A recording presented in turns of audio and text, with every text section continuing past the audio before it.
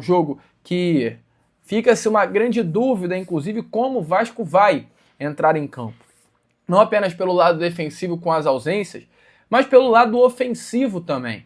Porque é um outro jogo. O Vasco vai enfrentar uma equipe do primeiro escalão do futebol brasileiro, num gramado que enfrenta muitas dificuldades, todas as equipes que chegam lá para jogar. Se for num ritmo lento, se for com um time montado entre os iniciais lento, vai tomar. Essa é a grande realidade. Inclusive, para essa partida de amanhã, eu, Lucas, aqui falo como um jornalista, um setorista do Vasco, tenho minhas dúvidas até se o Pablo Verratti pode começar no time titular, tá? Talvez o Fernando Diniz vá com um time mais rápido, mais ágil, para jogar no contra-ataque mesmo do Palmeiras e aproveitar, inclusive, o gramado rápido que é do Allianz. Um dos jogadores que pode ser muito útil para esse jogo de amanhã, ou entrando na vaga do Pablo Verratti como um falso 9, posição que ele já chegou até atuar, vestindo a camisa do Flamengo, ou como um 9 mesmo, um centroavante, é Matheus França, cara. Um dos reforços do Vasco que mais gerou expectativa em São Januário, talvez,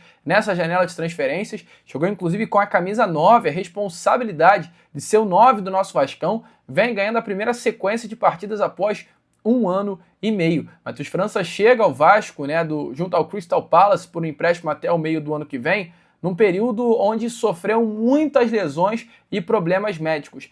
De todos os jogos em que Matheus França foi relacionado, até o momento o jogador só não entrou em um.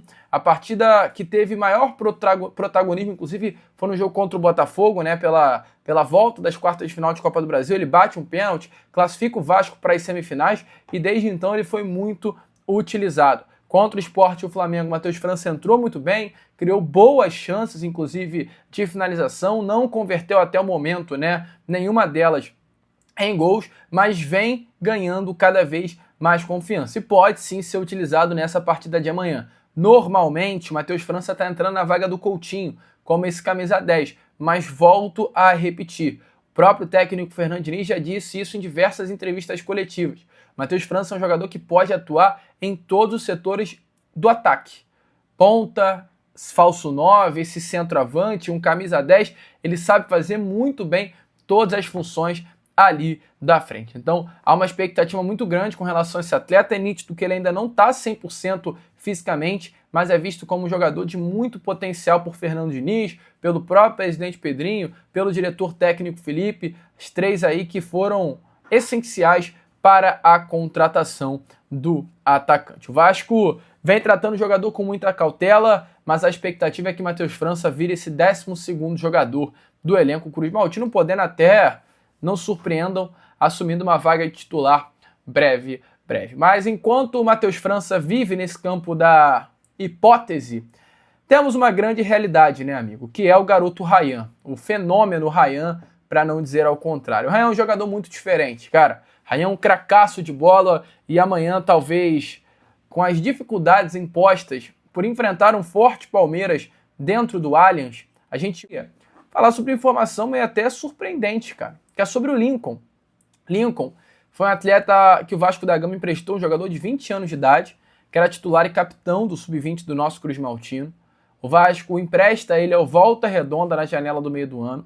Já está há quase 2 meses no clube que hoje disputa a Série B do Campeonato Brasileiro e está muito mal das pernas, inclusive na segunda divisão. Hoje o Voltaço, olhando para a tabela de classificação, é o 17º colocado. Está na zona do rebaixamento, restam 9 partidas para terminar a Série B do Brasileirão, e o Volta Redonda é uma equipe que tem sérias chances de cair. E mesmo com um elenco assim limitado, a equipe do interior fluminense não faz a menor questão no zagueiro. Para você ter noção, em 2 meses de Volta Redonda, o Lincoln não foi relacionado para nenhum joguinho sequer.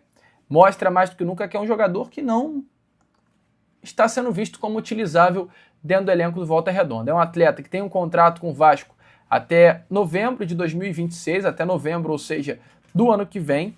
E, amigo, sinceramente, pelo andar da carruagem, ele nunca foi utilizado no profissional.